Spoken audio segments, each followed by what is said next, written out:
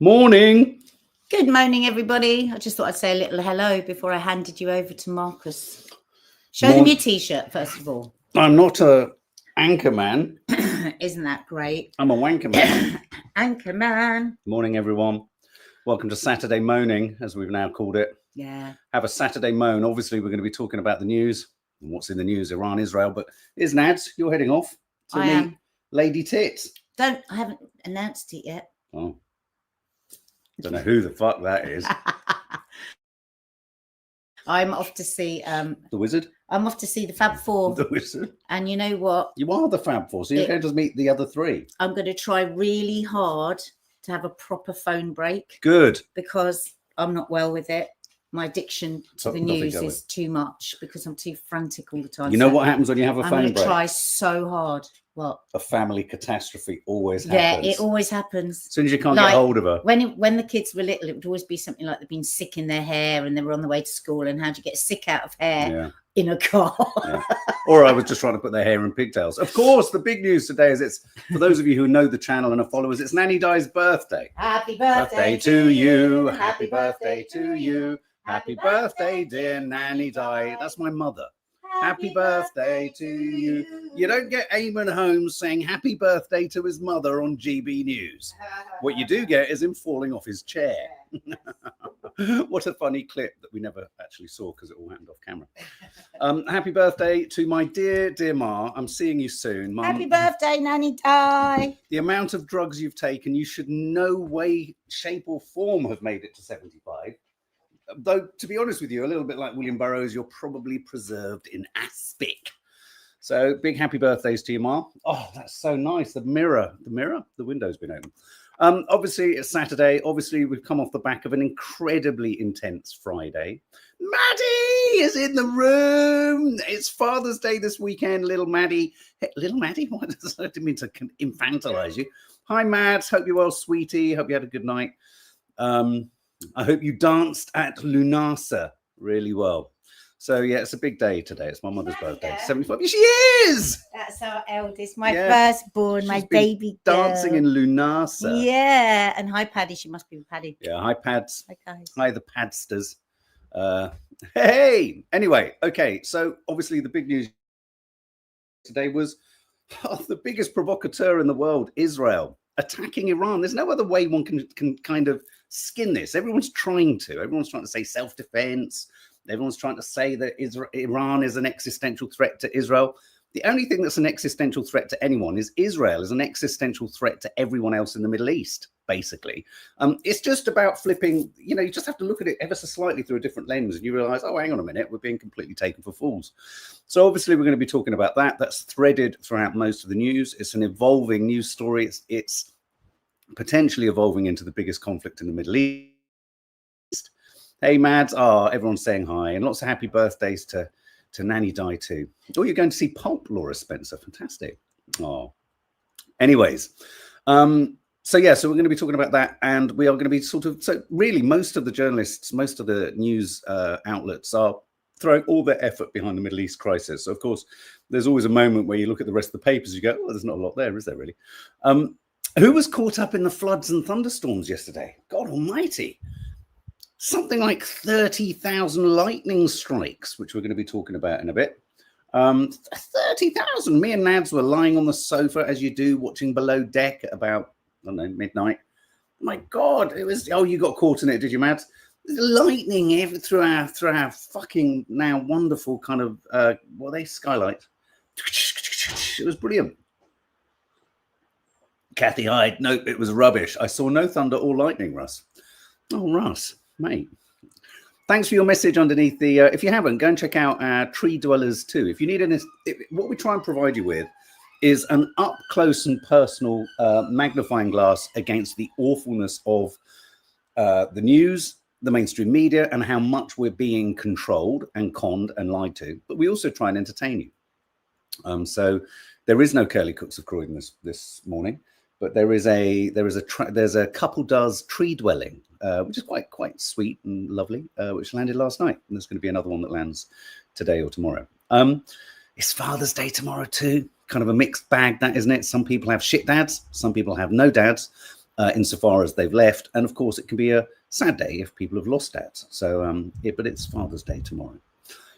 So I love the weather yesterday, says Lucy Williams. Today, however, back to sun here in Cornwall. It's sunny here. It's verdant. It's green and it's lush. And I've just asked the birthday girl. Oh, well, birthday girl hasn't checked her text. Mum, check your text. Check your text, love. Check your text. Okay, well, let's kick off with what's in the news. And obviously, it's the live rolling news surrounding Israel and Iran. Iran has warned that strikes will target US, this is sort of breaking news, UK and France bases in the region if they prevent attacks on Israel. This is the news that the Iranians have said that if the US, the UK and France help Israel defend itself, then they will be viable targets. This comes off the back of last night. The Americans did intercept some Iranian ballistic missiles. 2 people have been killed in an Israeli attack on a missile site in Asadabad in western Iran. So there's been a continued pummeling throughout the night by the Iranians against Israel and by the Israelis against Iran. I think it's fair to say that the Israelis have scored the strongest sucker punch, not surprisingly. I mean, I don't think there's any, you know, the Israelis are funny like this. They're just like the bully in the school with the brand new sort of pen. They sort of run around with a pen, making everyone feel kind of like, oh, I wish I had a pen like that. No one's got a pen like the Israeli government's pen. But of course, the Israeli government's pen has only been given to them by their overindulgent father and mother, which is America. So it's no surprise. You know, I think, you know, this idea that, you know, Israel are like, yeah, we're so fucking strict. Yeah, but you basically, it's not yours. You haven't made it. You've just been given it. So, you know, so Israel are kind of cock a hoop that they've kind of really compromised Iran. And I think they have compromised Iran. I think Iran is in a tricky situation. You know, they can be, there's no contradiction in saying Iran is compromised and in a tricky scenario, whilst at the same time, Israel for sure were the aggressors. So if you run through the headlines in the papers, Iran says planned Sunday talks with the US are meaningless after the Israeli attack, but have yet to decide on attendance. I'd have thought the planned Sunday talks are meaningless because the key negotiators for Iran have already been killed. It's a curious way to do negotiating, isn't it? I mean, America can't have their cake and eat it. They can't, on the one hand, say they knew nothing. And then from the margins, Trump cheers and applauds and says, excellent, excellent, worse to come if you don't come to the table. Once again, the only analogy to be used with America's control of the planet, it's like a racketeering mobster.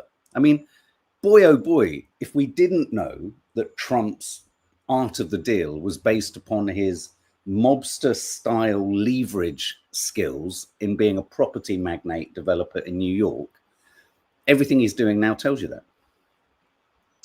Pikachu crossing. Many of the civilians in Iran hate the Iranian regime. I don't think Israel wants to turn the citizens of Iran against them. I also think Trump did know. Yes, but one of the weird things that could be a consequence of this is in attacking Iran and it being quite an obvious, aggressive, provocative attack, that and whilst Netanyahu is trying to appeal to the Iranian people, I mean, Netanyahu is saying this isn't a war against you, it's a war against your regime, and he's trying to kind of mobilize and foment dissent. And of course, there's a lot of dissent in Iran, of course, as there is in most countries, as there is in Israel. But you know what? Here's the thing. I've got a funny feeling. Netanyahu is so profoundly repulsive. He's so transparently manipulative. He's so clearly Machiavellian and not to be trusted that I think even if he was arguing your corner, you would ask him to leave the room and get away from you. And let's face it, he's done that, hasn't he? Because if the rumor mill is true, that's very hard to verify this, his equivalent of Air Force One, the Israeli presidential jet, was seen rapidly departing to Greece, which suggests to me that in no small way, Netanyahu has used the entire Israeli population as something of a human shield. Isn't it funny? When a war starts, you realize that the accusation of human shield becomes kind of meaningless quite quickly, because any strike on any military building, and the IDF headquarters and the Ministry of Defense, they're all in Tel Aviv, but Tel Aviv is a residential city. Why have they got their headquarters in the middle of the only way to not have human shields is to have all of your facilities away from civilians. So it looks like the human shield argument is really a sort of de facto occupational hazard when it comes to conflict. All roads lead to Netanyahu, says Tom Jones is back. I love your name. Thank you. So, so it wouldn't be surprising if the planned Sunday talks tomorrow don't take place, though it is odd. The Guardian's diplomatic editor, Patrick Wintour, is reporting that Iran's foreign ministry spokesperson still hasn't ruled out the possibility that the bilateral talks could go ahead, even though Israel has wiped out most of the people who would go to that. The reason for this, I think, could be this, that whilst they are engaging in, tit for tat, strike, even though Netanyahu said this will take days, it's Operation Rising Lion. Is it Rising Lion or Roaring Lion? Operation Rising Lion. Maybe Iran is pausing and thinking to itself, we've been so compromised, we might need to actually bide for time. You never know. Let's have a look in other news. 2 minutes ago, Israeli Defense Minister Israel Katz, he loves the country so much, he's named himself twice. Israel Katz warned the Iran Supreme Leader, Ayatollah Ali Khamenei, that Tehran will burn if it keeps firing missiles at Israeli civilians. Well, hang on a minute. Israel has set the bar and the gold standard for killing civilians. It's a bit smart, isn't it, coming from Israel? Don't kill civilians. Well, hang on a minute. You've killed fucking tens of thousands of them. The Iranian dictator is taking the citizens of Iran hostage, bringing about a reality in which they, and especially Tehran's residents, will pay a heavy price for the flagrant harm inflicted upon Israel's citizens. See what they're trying to do, the wraparound there. We didn't attack you. The fact that Tehran is engaged in some form of self-defense, which is in keeping with, what was it? It's not called code. It's not called unit. What is it? It's called, what's it called? United Nations Resolution 51. Iran is allowed to strike back in self-defense, but not with Israel, because Israel's running around the playground with a really fancy pen. Oh, look at my pen! Oh, I can put your eyes out. Oh, it still works because it's so clever. It's given to me by my daddy. Oh yes, it's a nice big pen. It's a big pen. It's a beautiful, beautiful shiny pen. If Ayatollah Khamenei continues to fire missiles at the Israeli home front, Tehran will burn, says Israel Katz, a man who loves Israel so much he's named himself after it, or his parents did. Imagine that. Imagine Dina having a child and loving Croydon so much, she called it Croydon. Croydon Sawalha. So that's the kind of rolling news. It's war. There's double standards at work. Iranian missiles hit Israel as Netanyahu threatens Tehran with more on the way. These are some images from residential areas in Tel Aviv and in central Israel, which is unusual to see devastation in this part of the world. It's usually we see images like this from, well, much worse than this, to be brutally honest, in Gaza. Iran vows Operation True Promise will continue. Now, I want to ask you a quick question. Who's got the better operation name? Is it Operation Rising Lion, courtesy of Benjamin Netanyahu, or is it Iran's in the form of Operation True Promise? If I'm really honest, neither of them really roll off the tongue. But which do you prefer? Come on, let's make light of this just for a minute. Because don't forget, Israel doesn't face an existential threat, definitively doesn't. They have used propaganda for years to manufacture the idea that they need to destroy, control, and keep their boot, like the colonial settlers they are, on the neck of every other nation that has any vague strength around them. So they just don't like Iran because Iran won't do what they want, like America does, or like Britain does, or like most of the West does. Rising Lion is obvious ego, says Mayo. Yeah. And also Rising Lion, it doesn't sort of it makes you think of a lion kind of that's been asleep and is getting up. I quite liked the one that one of the Iranian top brass said, which was, "You've bitten the tail of the sleeping lion." I mean, that's a great name, isn't it? It's a bit long though. Operation You've Bitten the Tail of the Sleeping Lion. But there we go. But anyway, so the two operations are ongoing. Elon Musk has wandered into the fray. Mark R. Levin suggested on Twitter that Elon Musk could put the final nail in the coffin of the Iranian regime by providing Starlink internet to the Iranian people. Iran have cut off all internet. What do you mean they've cut off the internet? Just like Israel has cut off all internet and data coverage in Gaza. Wow. So whilst we're distracted by this and we're distracted by America throwing the Marines into LA, the Gazans are still being genocided. Remember that, guys. Iran cut off all the internet so that the people cannot organize a coup and communicate. Elon Musk says the beams are on, Scotty. So Elon Musk is now providing Starlink to any potential regime changes in Iran. So anyone who had any doubt that this is about more than just, compromising a nuclear arsenal, which hasn't been built, this is about regime change. This is about regime change. We are on the cusp of another Iraq. Do you remember the weapons of mass destruction that didn't exist? Do you remember that? Do you remember the dodgy dossier? Do you remember how Alistair Campbell and Tony Blair, who I find Tony Blair as repulsive and as objectionable as Benjamin Netanyahu. I really do. Unforgivable individual, so smug, so supercilious, so certain. Once again, let's invoke old Ray Fiennes from Conclave. Certainty. When you have deluded certainty, it's so dangerous. That's what Netanyahu's got. Utter certainty. He's the classic narcissist with zero self-awareness or self-analysis or capacity to see anything in any way other than his way. The emergency podcast. Hey, Adderleys, I think you are a reassure. I am sorry. That's the only word I thought of. What's a reassure? I don't know what that means, emergency podcast, but thank you. Yes, no weapons of mass destruction. Israel and America, well, Israel specifically, have been claiming that Iran have been 2 days from a nuclear bomb for fucking years. This has always been the reason to try and break Iran and get them on bended knee.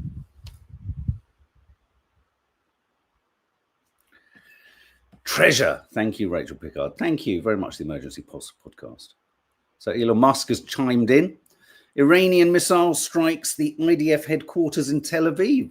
Once again, the IDF using civilians as human shields, it would appear. Why the fuck would you put the headquarters of the IDF in Tel Aviv? Does Israel have nukes, Jonathan Jansen? They have hundreds of nukes. They are the only country in the world that have nuclear weaponry that is not privy to any of the, the International Atomic Energy Authority. They're not privy to any investigations, any monitoring, any profiling. They pretend, if you ask any Israeli in authority, do you have nuclear weapons? They go, yes, they have nuclear weapons. They are a rogue state that in just the last 2 weeks have attacked 5 other countries. No inspectors allowed in to look at their nukes. Where are the nukes? Iran claimed to know where the nukes are. But how much of what, you've got to understand there's bluster and there's show-offiness on both sides of the equation. There's propaganda on both sides of the equation. Israel are going to pretend they haven't been as compromised or as hit.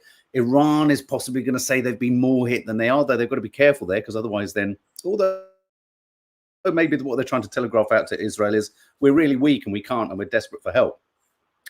I mean, what I'm most shocked by is that Iran fell into the bear trap of thinking that these negotiations were going to happen and then Israel hit them. I'm amazed they have no intelligence that told them it was going to happen. I mean, it really does speak to the same, regardless of what one feels about Israel, and I can't stand the government, I can't stand their approach or attitude in the region. Mossad has been incredibly effective in neutering Hezbollah with that whole awful pager thing. And then this, they've been very, very, very, very effective, whether we like it or not. UK government says it gave no military support for Israel's attack on Iran. Who believes them? Who trusts that this is the truth? Who believes that the UK gave absolutely no support? Sorry, for those of you listening, I'm demonstrating a long nose getting longer and longer. I think we're already giving them support because we're training IDF troops on our land. Please spread that information.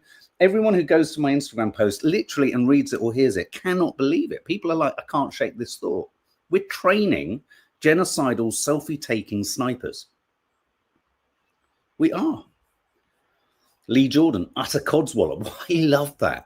What does codswallop mean? It's a great word. It's quintessentially British. Maybe that's the kind of traditional British word we should protect ourselves against immigrants from. God. I don't believe that we're not helping them. I don't believe that we don't know. Though, you know, there is a suggestion in a couple of articles in the papers that that perhaps we didn't know because Netanyahu's punishing us. I'm not going to tell you what I'm doing with my nice shiny pen. I've got a nice shiny pen from America, but I'm not telling you because you're Starmer, the charmer. That's.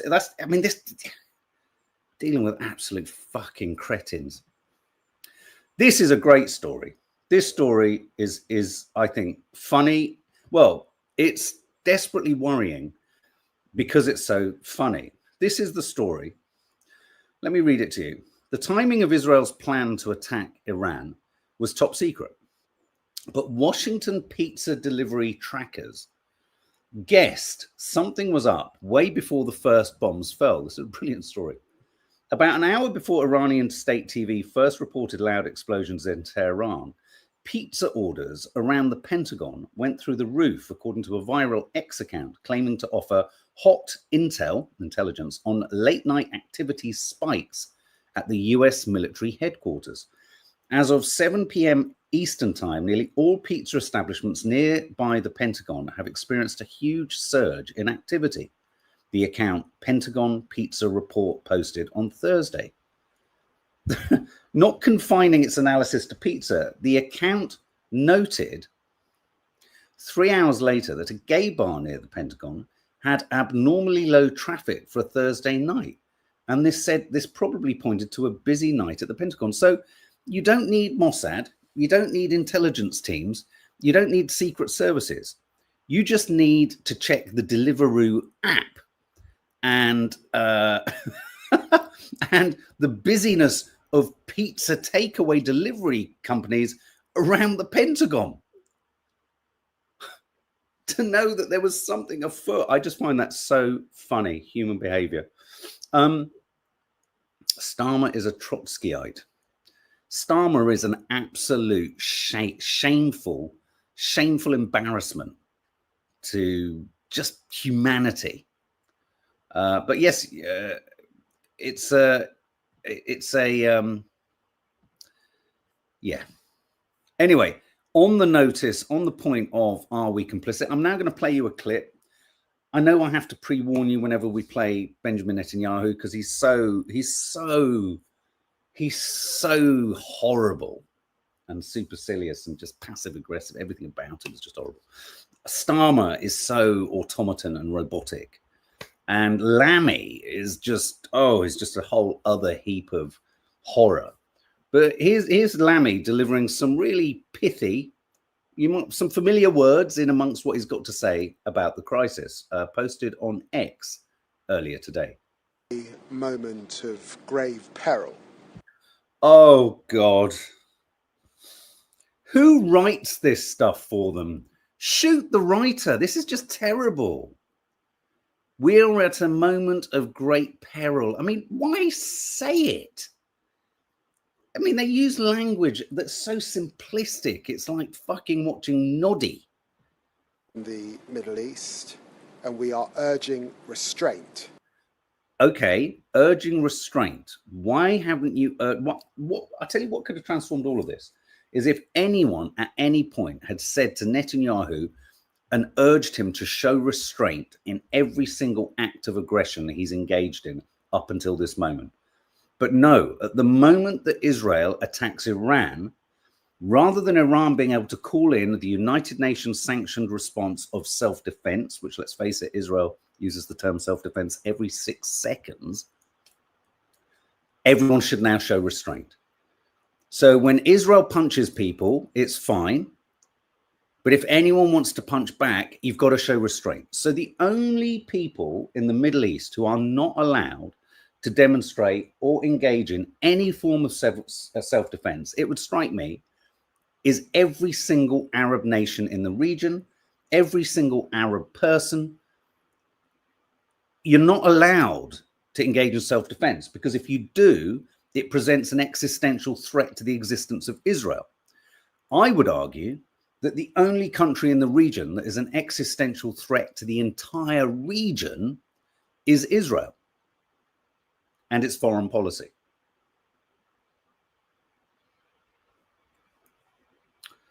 Let's just hear a little bit more from the big man.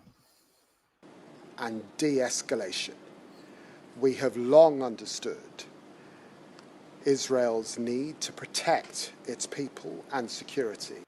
What about Iran in this conflict's moment need to protect its people?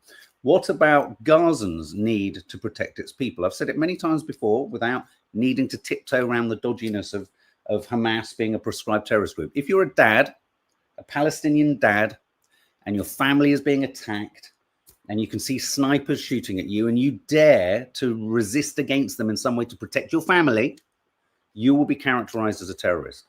So Israel has the right to protect itself, but no one else does. No one else has that right. You're hearing it here from David Lammy. And we have had concerns for a very long time about Iran's nuclear program.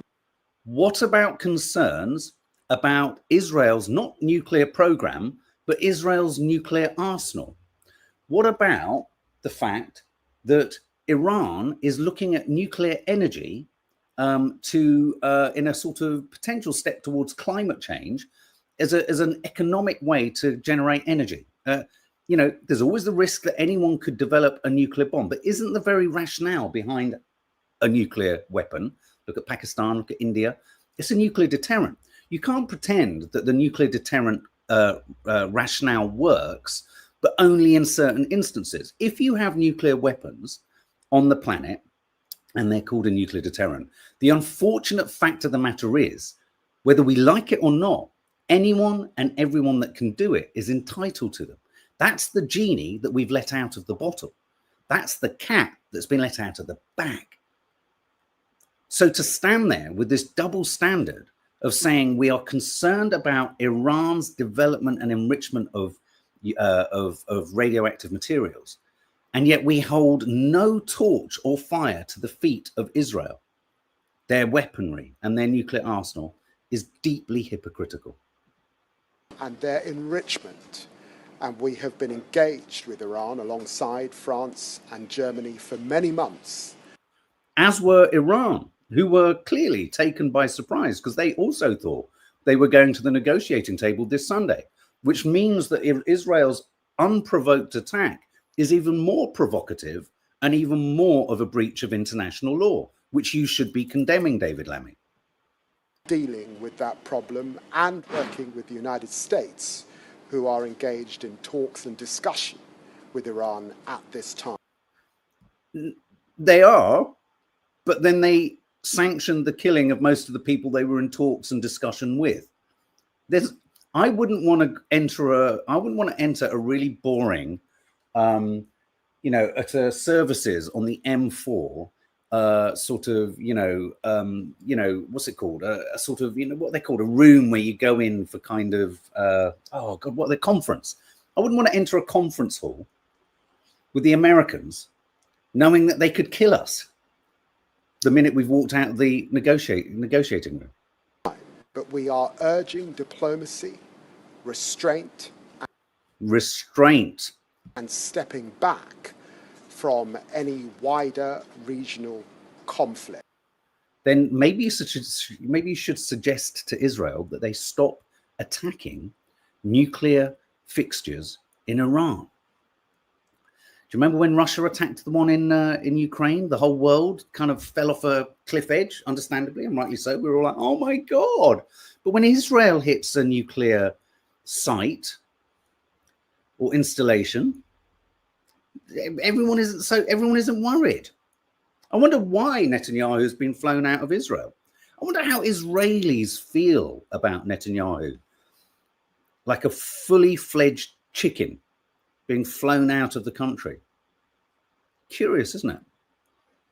Curious. Well, David Lammy, once again, giving us absolutely nothing, saying absolutely nothing. There's a wonderful quote, isn't there? Full of fire and fury and denoting nothing. I mean, absolutely zero of any consequence in what he said there. Absolute drivel.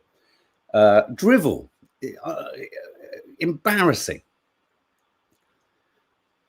This guy is a muppet. Okay. In other news, US Marines detain civilian in first known instance since Trump deployed troops to LA. So, of course, the thing about this whole conflict is it distracts from the other stories that are going on. US Marines were deployed to Los Angeles on Friday. They temporarily detained a civilian in the first known detention by active duty troops deployed. Marines took charge of the Wilshire Federal Building earlier on Friday in a rare domestic use of US troops after days of protest over immigration raids. And of course, this is the weekend where Trump was going to have it's Trump's birthday today as well, isn't it? Won't be singing him a happy birthday. And he's going to be, it's 250 years of the army. It's a big weekend. It's going to be interesting to see what else could happen this weekend. So things are getting worse in LA. Of course, everyone is lots of column inches in all of the news websites about the Air India survivor. What do you think of this story? This is quite something, isn't it? He sat, I mean, everyone's making much of him sitting in seat 11A. Vishwash Kumar Ramesh must have acted fast to seize his unlikely chance to escape, say experts.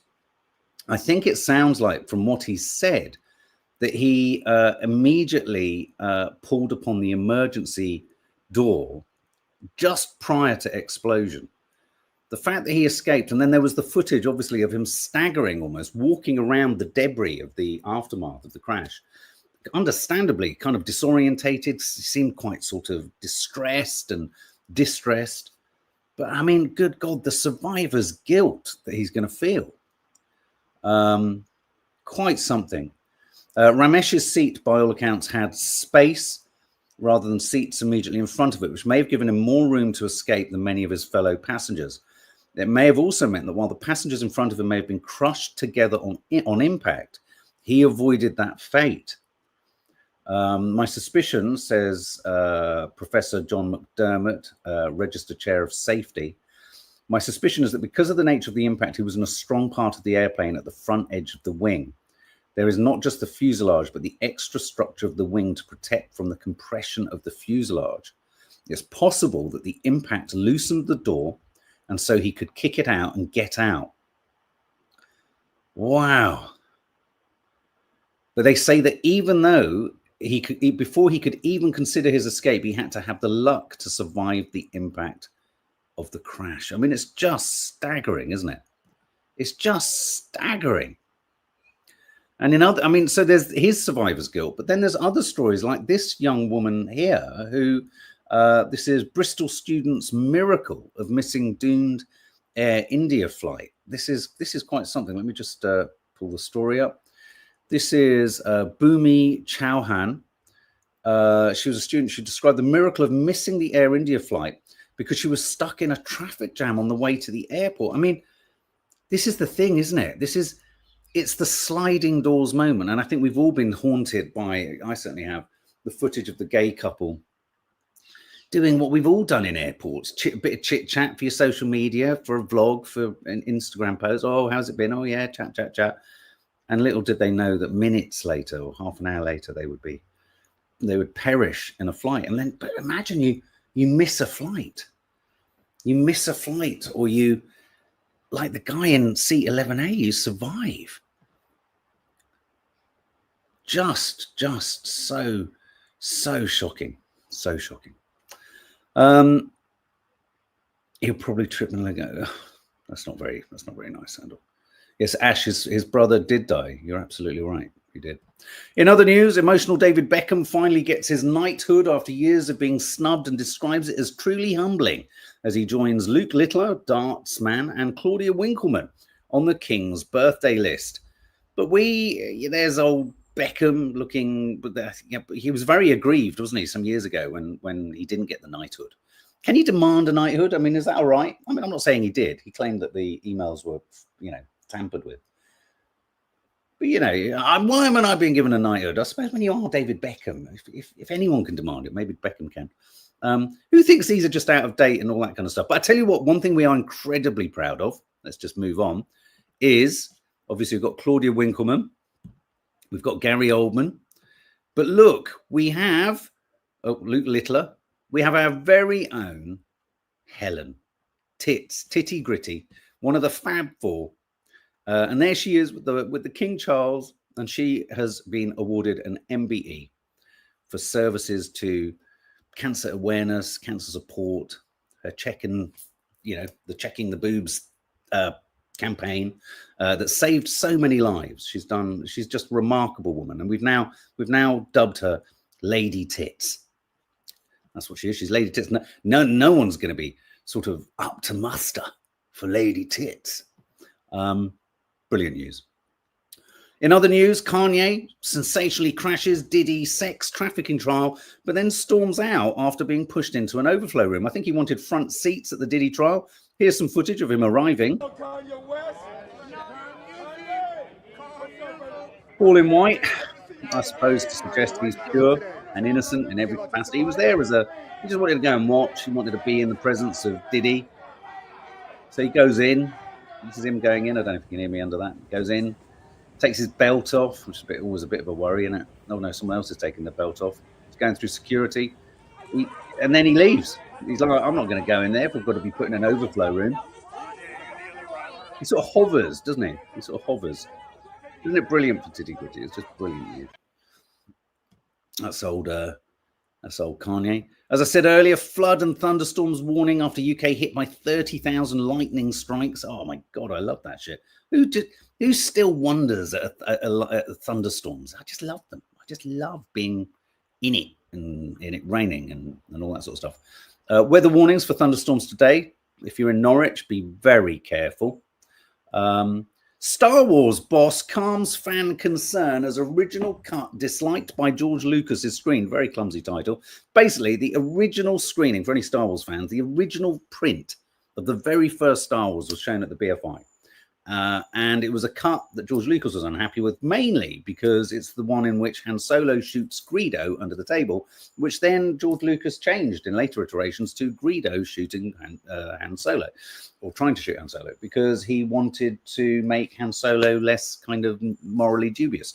I think the joy of Han Solo is that he was a bounty hunter and that he was out for himself. So I wish I'd been there. So anyway. Ready, steady, Goff. Well, ready, steady, Van Gogh. Moment tourist shatters crystal-studded Van Gogh chair after sitting on it as pal took a photo. Check this out.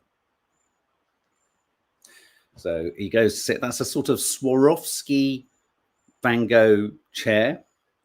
He goes to sit on it. Obviously, oh dear. Oh no. Oh dear. I mean, he managed to rescue himself quite well. Look, and then they do a runner. Oops-a-daisy. Oops-a-daisy. And in one other final clip, here's some TV bloopers that Nad sent through for us to have a chuckle with. Oh, what is up? That's because it's hot outside. Stuff like that happens. Was that live? Are we live? Cheers, Maddie. Just like the movie, we're getting started here with the rock cup. Very safe, it's durable, and it's lightweight. Scaring me. Oh, really? Whoa. Now it's locked in place, okay? So really, you say... Oh, God, Harold, are you okay? Actually, I didn't have it locked. You have to lock it. Georganiseerd. Zeilkampen. Burgemeester, wat is er nou zo bijzonder aan Zeilkampen? Als je de mooiste... Dat gaat niet goed. Deze kant op. What really happened on that Thursday here at Augusta High School that led to Chris Wood's death? The f*** is that? I'm dying in this f***ing country, this f***ed up town. From the Manatee County Fair, Linda Carson, ABC7, Would You Not Eat My Pants? Not a Black Panther. An expert has been unable to confirm exactly what type of cat triggered a search that involved a police helicopter. I've actually been practicing my ollie. You guys want to see? I've been practicing hard. Okay. Oh. Thus proving that the beast of Bodmin Moor was always just the cat that just left our garden 20 years ago. I thought Nad's talking about orgasm instead of callgasm on Loose last week was pretty good. Oh, good. So did I. Guys, thank you so much. Obviously, any updates in the Israel-Iran conflict, we will be going live at certain points. Wishing Nanny Di a happy birthday. And there will be a pre-recorded Sunday show landing tomorrow. Have a lovely day, guys. Thank you for all of your contributions, all of your comments. And Stacey, lovely to see you. Oh, and just quickly, Ninja K and Lin J have just gifted 5 memberships each to 10 of you are suddenly going to find yourself members in the family guest area. Go and check out the Sunday show playlist and you can have some fun there. Lots of tasty recipes, lots of funny clips like the ones you've just seen. Anyway, guys, see you later. Lots of love.